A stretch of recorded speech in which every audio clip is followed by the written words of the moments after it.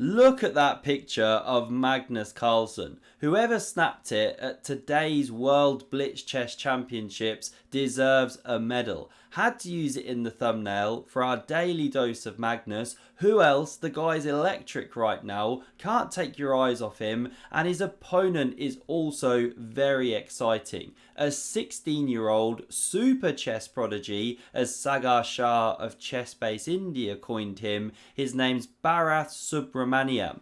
Now he's playing with black here. It's round 9 and we pick up this exciting positional game with pawn b3 from Magnus. So he's preparing to fianchetto. This is the Nimzovich Larsen attack. We get d5 taking the centre.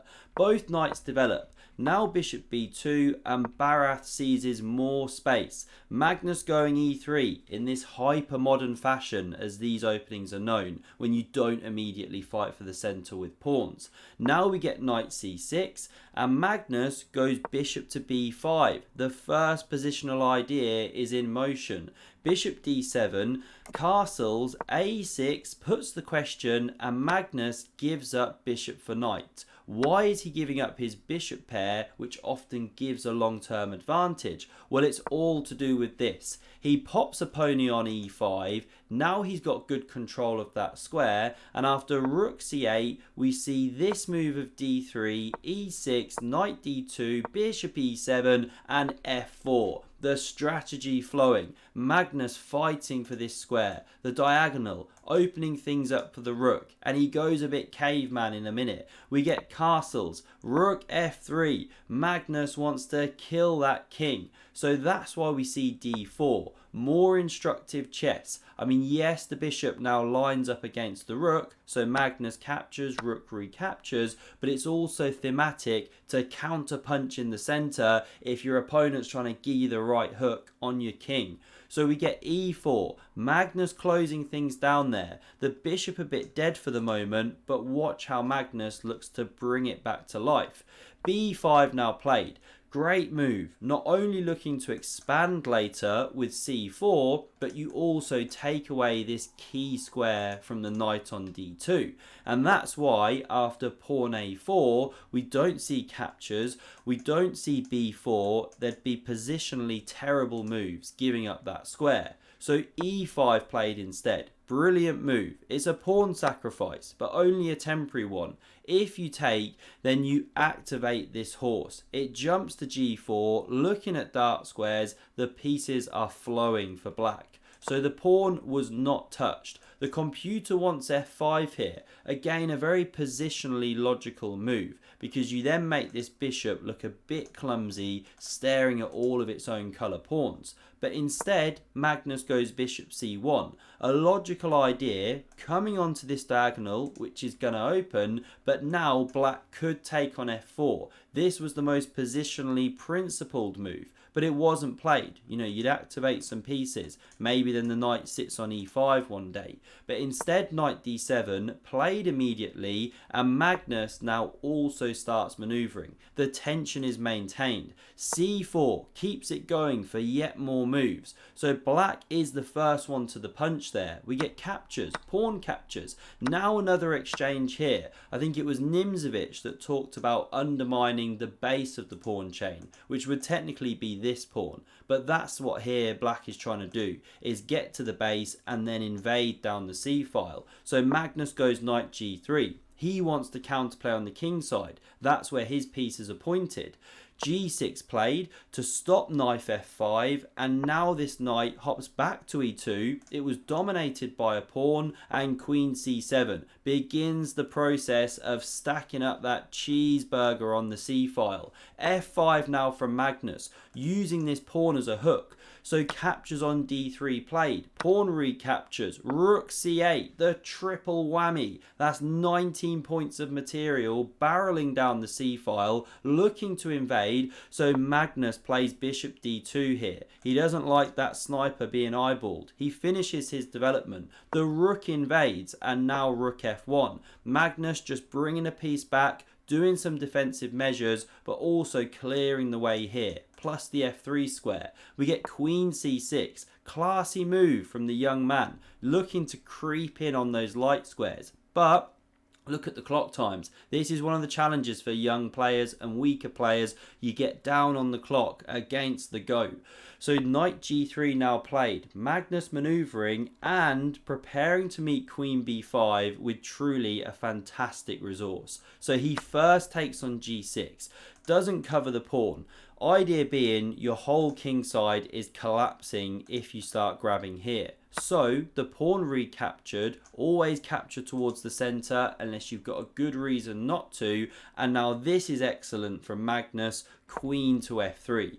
Giving an entire piece if Bharath wants it, but it's no good. You crash through with check, then recoup your material, and the attack rages on. You know, think rook f7, etc. So instead, queen b3 played. Nice defense from afar, covering f7. Now bishop h6, the piece is saved. And it got me wondering, well, why not go, say, here with the rook and start trying to attack this pawn? Well, then there's a very nice attacking idea. You can land this knight on a square it's got no right to be on, because if pawn captures, you slide to the right, give the check, and you're actually mating, unavoidable. And obviously, if you don't take the knight, very tough to live with, right? Look at all the squares it's staring at.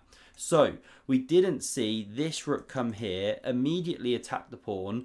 Queen e6 played, good move. This knight hop no longer working, because now after pawn captures and check, the queen could slide to the vacated g6 square, and so Magnus just goes h3, gives the king some luft, takes a time out. Now the pawn is pressured by the rook from c2. Great counterplay from black. Knight e2 from Magnus hits that rook. It comes back to c2. King h1. Magnus uses a bit of time there, 10 seconds. He's just catching up on the clock. Does some king safety stuff. We get knight c5, rook a7. Magnus now activating. That is a dangerous piece, and so this is a classy move. Rook a2 played, getting rid of Magnus's active piece and still keeping the defense from afar here. And this now from Magnus is really the move of the game for me. To see this, to have this foresight, low on time, and then find this bishop d2 resource is just fantastic, because it's not just a tactical point where white's saying, okay, if you take, then I crash through and same problems, I win back the material, plus I'm hugely attacking you. If black takes more material, by the way, this is leading to a mate. You can't avoid it, right? These are the problems. If this one, by the way, just to finish the line, then there's check here and this mates.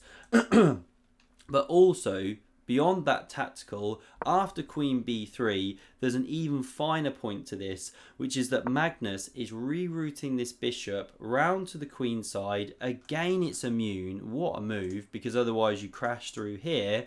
And Magnus is now leaving himself with a situation where he swaps bishop for knight. He gives himself an advantageous endgame, because this is a bad bishop staring at its own colour pawns. This is a good knight, and Magnus now shows it after knight g1, queen e6, queen g3. Look at this high level manoeuvring low on the clock. The knight's coming to f3, where it can look at g5, or it could hop back to d2 and c4. Just exquisite. And now Bharath goes wrong, low on the clock. He should play bishop e7, because after knight f3, you can then go bishop f6. You cover the e pawn, which is weak, and the g5 square in case this knight starts hopping. But what we see in the game is rook c8. Natural idea coming onto that open file once more, but knight f3, the simple move, is actually a killer, because the pawn is targeted,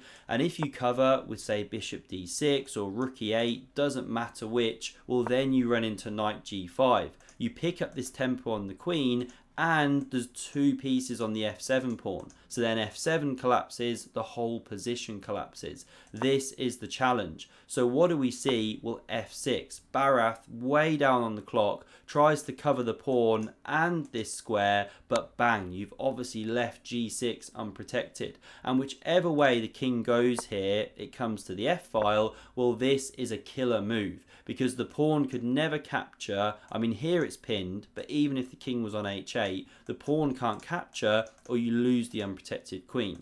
Queen's attacked, what to do, you know, e7, g8, one of the top moves, doesn't matter. The rook crashes through and the party is over for black. You know, here's a sample line and you just start mopping up material, pawns, everything. It's game done. So this was the final position, and on screen these are the standings. A very tight day, no one running away with it, and there's no surprises who's up top. All Blitz specialists. We're in for an exciting day tomorrow. Do hit subscribe to never miss a recap. Smash the like if you enjoyed, really helps me out. And the video on screen will give you another epic game of chess if you're in the mood for more. Thanks a lot for watching, and I hope to see you soon.